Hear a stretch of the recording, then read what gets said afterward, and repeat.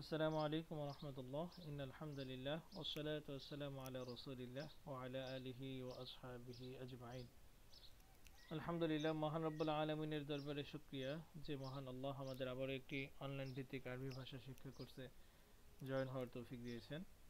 তো আসলে গত ক্লাসটি অর্থাৎ নবম ক্লাসটি যান্ত্রিক ত্রুটির কারণে ভালোভাবে রেকর্ড না হওয়াতে আমরা শুধু এখন মাত্র গত ক্লাসে কি কি পড়ানো হয়েছিল এ সম্পর্কিত আলোচনা করব, শুধু সবকটা নিয়ে আলোচনা করব আর কি। বিসমিল্লাহির রহমানির রহিম। আদ-দারসুল খামিস, পঞ্চম পাঠ। এখানে আমরা দেখতে পাচ্ছি কোনো শব্দকে ব্যক্তির দিকে ধাবিত করার জন্য যে সমস্ত শব্দ প্রয়োগ হয় ওগুলোকে বলা হয় জমির। জমির দদ মিম ইয়া র জমির। তো আমরা দেখতে পাচ্ছি কিতাবি আমার বই, কিতাবুকা কিতাবুকি তোমার বই, কিতাবুহু কিতাবুহা তার বই। যদিও এখানে আমরা দেখতে পাচ্ছি 5 প্রকার জমির উল্লেখ করছে। একটা হচ্ছে আমার, আর মুজাক্কার মুআন্নাস হিসেবে তোমার দুটি, আর তার দুইটি মুজাক্কার মুআন্নাস হিসেবে। মূলত জমির মোট 14টি। জমির 14টি থেকে আমরা মাত্র 5টি শিখতেছি। ইতিপূর্বে আমরা শিখেছিলাম আমি, তুমি, সে, যেমন আনা, আনতা, আনতি, হুয়া, হিয়া। আর আজকে শিখতেছি হচ্ছে আমার, তোমার, তার। তো কোনো বস্তু বা যে কেউ আমার আমার জন্য যদি নির্ধারণ করা হয় যে এটা আমার হবে, তখন ওই শব্দের শেষে ইয়ায়ে মারুফ যোগ করতে হয়। ইয়ায়ে মারুফ, আমরা কিতাবি এর শেষে যে ইয়াটা দেখতে পাচ্ছি এটাকে বলা হয় ইয়ায়ে মারুফ। তো কিতাবি যখন ইয়ায়ে মারুফ যুক্ত হয় তখন এটা আমার হয়ে যায়। আর একটা মজার বিষয় হচ্ছে কিতাবুকা কিতাবুকি কিতাবুহু কিতাবুহার মধ্যে যদি আমরা লক্ষ্য করি তখন দেখতে পাচ্ছি যে শব্দের শেষে এক পেশ হচ্ছে, আর কিতাবি এর মধ্যে শব্দের শেষে এক জের হচ্ছে। কারণ কারণ হচ্ছে ইয়া সাকিন সর্বদা তার পূর্বে জের তালাশ করে। ইয়া যদি কখনো সাকিন হয় তখন তার পূর্বে কি হয়, একটা জের হয়। এজন্য কিতাবি হয়েছে। প্রত্যেকটা ক্ষেত্রেই ইয়ায়ে মারুফ এর পূর্বে জের হবেই হবে। আচ্ছা, তো গত ক্লাসে আরেকটা বিষয় আলোচনা করছিলাম, তা হচ্ছে শব্দের শেষে পেশ হয় কোন কোন ক্ষেত্রে। এই নিয়ে আমরা 4টি ক্ষেত্র শিখেছি। তার মধ্যে একটি হচ্ছে সমস্ত মুআন্নাসের নামসমূহ, অর্থাৎ নামবাচক যে সমস্ত মুআন্নাস শব্দ আছে, যেমন আয়েশাতু, ফাতিমাতু, খদিজাতু, রায়হানাতু, জাইনাবু। তো নামবাচক যে সমস্ত মেয়ে আছে এদের প্রত্যেকের নামের শেষে কি হয়, এক পেশ হয়। এটা নাম্বার 1। নাম্বার 2, কোন শব্দের শুরুতে আলিফ লাম যুক্ত হলে ওই শব্দের শেষে কি হয়, এক পেশ হয়।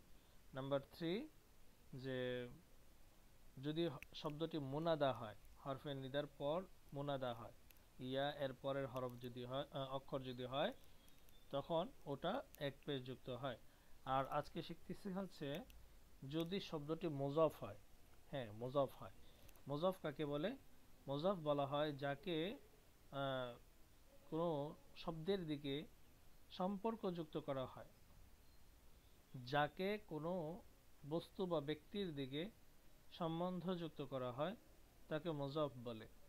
মুজাফ ইলাইহি কাকে বলে? মুজাফ এর পরের শব্দটাকেই মুজাফ ইলাইহি বলে। মুজাফ ইলাইহি এর অর্থ হচ্ছে যার দিকে সম্বন্ধ করা হয়েছে।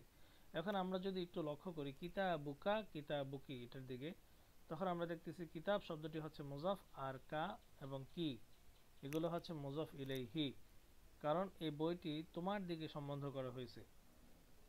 তো আমরা জানলাম এখন যে মুজাফ শব্দের শেষে এক পেশ হয়। মুজাফ শব্দের শেষে এক পেশ হয়, কিন্তু মুজাফ ইলাইহিটা যদি আবারও বলছি ইয়া মারুফ হয়, এই যে মার্ক করে দিচ্ছি, ইয়া মারুফ যদি হয় তখন এক পেশের জায়গা এক জের হয় আর কি। এক পেশের জায়গায় কি হয়, এক জের। আচ্ছা, আর কিতাবুহু কিতাবুহা একই কথা। আমরা খেয়াল করে দেখতে পাচ্ছি যে মুজাফের শেষে এক পেশই হচ্ছে। আর হু মুজাক্কারের জন্য, হা মুআন্নাসের জন্য, অর্থ হচ্ছে তার। এই হচ্ছে কি আজকের ছোট্ট কায়দা। এছাড়াও আরো কিছু বলেছিলাম যে মুজাফ ইলাইহি এর এআরাব কি হয়। এআরাব মানে হচ্ছে শব্দের শেষের হরকতগুলো কি হয়। আমি বলেছিলাম গত ক্লাসে যে মুজাফ ইলাইহি 4 ভাগে বিভক্ত, 4টা ক্যাটাগরিতে আছে। একটা হচ্ছে জমির হবে, একটা হচ্ছে ওই শব্দের শুরুতে আলিফ লাম যুক্ত হতে পারে, আরেকটা হচ্ছে কোনো পুরুষবাচক নাম হবে, আরেকটা হচ্ছে নারীবাচক নাম হবে। এভাবে চারটা ক্যাটাগরিতে মুজাফ ইলাইহি হয়। আমরা পরবর্তীতে ওই সমস্ত বিষয়গুলো নিয়ে আলোচনা করব। আজকে জাস্ট আমরা একটাই শিখলাম যে মুজাফ ইলাইহি যদি জমির হয়, যেটা এখন আমরা দেখতে পাচ্ছি ইয়া, কা, কি, হু, হা, সেক্ষেত্রে জমির কখনো পরিবর্তন হয় না। জমিনের নির্দিষ্ট কোনো এআরাব নাই। জমির কখনো এআরাব গ্রহণই করে না। অর্থাৎ জমিরকে আপনি জবর জের পেশ আলাদাভাবে দিতে পারার ওইরকম সক্ষমতা নাই। জমির যেমন ছিল তেমনই রইবে। এই হচ্ছে গিয়ে মুজাফ ইলাইহি এর এক বৈশিষ্ট্য।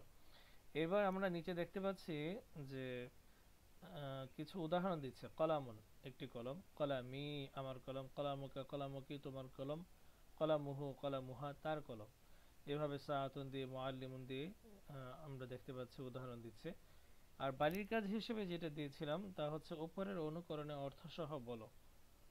আমরা দেখতে পাচ্ছি এখানে প্রায় 7টি শব্দ আছে। মাদ্রাসাতুন, লিবাসুন, হাদিকাতুন, হাকিবাতুন, বাইতুন, কলানসুয়াতুন, মুজাল্লাতুন। বাড়ির কাজ হিসেবে দিয়েছিলাম এখানে 7টি থেকে যে কোনো 5টি শব্দ দিয়ে উপরের অনুকরণে কলামি, কলামুকা কলামুকি, কলামুহু কলামুহা, এরকম উপরের অনুকরণে প্রত্যেকটা শব্দ দিয়ে 5টি করে বাক্য রচনা করতে হবে। আর মোট 5টি শব্দ দিয়ে বাক্য রচনা হবে। মোট তাহলে কয়টি হচ্ছে? 25টি। অর্থসহ অবশ্যই অর্থসহ লিখতে হবে। তারপর আমি বলেছিলাম এখানে কিছু শব্দার্থ আছে। আবন আব্বা, আখুন ভাই, আমুন চাচা, খালুন মামা, জাদ্দুন দাদা। তারপরে বাম পাশে উম্মুন আম্মা, উখতুন বোন, আম্মাতুন ফুফু, খালাতুন খালা, জাদ্দাতুন দাদি নানি। তারপরে নিচের লাইনে আমরা দেখতে পাচ্ছি আরো কিছু শব্দার্থ আছে। ইসমুন নাম, সদিকুন বন্ধু, আদুবুন শত্রু। এরপরে একটু উপরে যেটা দেয়া আছে আইয়ুহাল ওয়ালাদু আইয়াতুহাল বিন্তু। আইয়ুহাল ওয়ালাদু আইয়াতুহাল বিন্তু, এগুলো এই আইয়ুহা আইয়াতুহা এই শব্দ দুটিও কি হরফে নিদা। তবে আগে আমরা ইয়া হরফে নিদাটা শিখেছিলাম। ইয়া হরফে নিদাটা মুজাক্কার এবং মুআন্নাস উভয়ের জন্যই ব্যবহৃত হয়। কিন্তু আইয়ুহা আইয়াতুহা এটা স্ত্রীবাচক এবং পুরুষবাচক উভয়ের জন্য আলাদা আলাদা শব্দ রয়েছে। যেমন ওয়ালাদ এর শুরুতে অর্থাৎ পুরুষবাচকের শুরুতে আমরা চাইলে হরফে নিদা যদি ব্যবহার করতে চাই তাহলে আইয়ুহাই ব্যবহার করতে হবে। আর স্ত্রীবাচকের ক্ষেত্রে আইয়াতুহা ব্যবহার করতে হবে। এই গেল একটা নিয়ম। দ্বিতীয় নিয়ম হচ্ছে ইয়া হরফে নিদাটি কাছে এবং দূরে উভয়ের জন্যই ব্যবহৃত হয়। ইয়া হরফে নিদাটি কাছে দূরে উভয়ের জন্যই ব্যবহৃত হয়। কিন্তু আইয়ুহা আইয়াতুহা এটা একমাত্র কাছের জন্যই ব্যবহৃত হবে। কাছের কোনো ব্যক্তিকে নির্দিষ্ট করতে চাইলে, ডাকতে চাইলে আইয়ুহা আইয়াতুহা ব্যবহার করতে পারি। কিন্তু দূরের কোনো ব্যক্তিকে আমরা যদি ডাকি তাহলে আইয়ুহা আইয়াতুহা দিয়ে ডাকা যাবে না। 3 নম্বর হচ্ছে আইয়ুহা আইয়াতুহা, এগুলো একটু মানে সম্মানসূচক আহ্বান, যে যে ব্যক্তিটা সম্মানের ক্ষেত্রে অন্যের দিক থেকে একটু অগ্রগামী, তো তাদের ক্ষেত্রে আমরা আইয়ুহা আইয়াতুহা ব্যবহার করতে পারি। আচ্ছা গেল, এগুলোকে বলা হয় হরফে নিদা।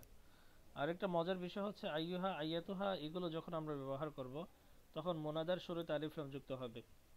মোনাদার শুরুতে আলিফ লাম যুক্ত হবে, কিন্তু ইয়া এর ক্ষেত্রে আলিফ লাম যুক্ত হয় না। ইয়া ওয়ালাদু, আপনি যদি আইয়ুহা দিয়ে ব্যবহার করতে চান তাহলে কি হবে? আইয়ুহাল ওয়ালাদু। তাহলে পার্থক্য আমরা কয়টা দেখতে পাচ্ছি হরফে নিদা এবং মানে এই আইয়ুহা এবং ইয়ার মধ্যে? 4টি মানে পার্থক্য দেখলাম। প্রথম পার্থক্য কি? প্রথম পার্থক্য হচ্ছে ইয়া এটা দূরের এবং কাছের উভয়ের জন্য ব্যবহৃত হয়, কিন্তু আইয়ুহা আইয়াতুহা একমাত্র কাছের জন্য ব্যবহৃত হয়। 2 নম্বর, আইয়ুহা আইয়াতুহা এই উভয়টি কি হয়? মুজাক্কার মুআন্নাস আলাদা আলাদাভাবে ব্যবহৃত হয়। আইয়ুহা পুরুষের জন্য, আইয়াতুহা মুআন্নাসের জন্য। 3 নম্বর হচ্ছে আইয়ুহা আইয়াতুহা এটা শুধুমাত্র কাছের জন্যই ব্যবহৃত হবে, দূরের জন্য ব্যবহৃত হবে না। আইয়ুহা আইয়াতুহার পরবর্তী শব্দটি আলিফ লাম যুক্ত হবে, আলিফ লাম ছাড়া হবে না। এ হচ্ছে 4টি পার্থক্য। আচ্ছা, তারপরে হচ্ছে বলেছিলাম পরবর্তী ক্লাসে আনা তিলমিজুন থেকে নিয়ে একদম এতটুকু পর্যন্ত, ওয়াজাইনাবু তিলমিজাতুন জাকিয়াতুন, এতটুকু পর্যন্ত ইনশাআল্লাহ আমরা কি বলে পড়া নেব। এখানে কিছু শব্দার্থ আছে, এগুলো শিখে নিব। রব্বন প্রতিপালক, দিনুন ধর্ম, তৈয়িবুন উত্তম, ইকিদুন একটি হার। আচ্ছা, এতটুকুই পড়া ছিল ইনশাআল্লাহ। আরেকটা কথা ছিল হচ্ছে কি, হরফে শামসে হরফে কমারির ক্ষেত্রে একটু এদিক সেদিক হয়ে গিয়েছিল, যে তা থা, যে হরফগুলো আছে এগুলোই হরফে শামসি বলা হয়। এই তা থেকে নিয়ে নুন পর্যন্ত এগুলোকে বলা হয় হরফে শামসি, আর উপরেগুলোকে বলা হয় হরফে কমারি। ঠিক আছে ইনশাআল্লাহ। আচ্ছা, আসসালামু আলাইকুম রহমতুল্লাহ।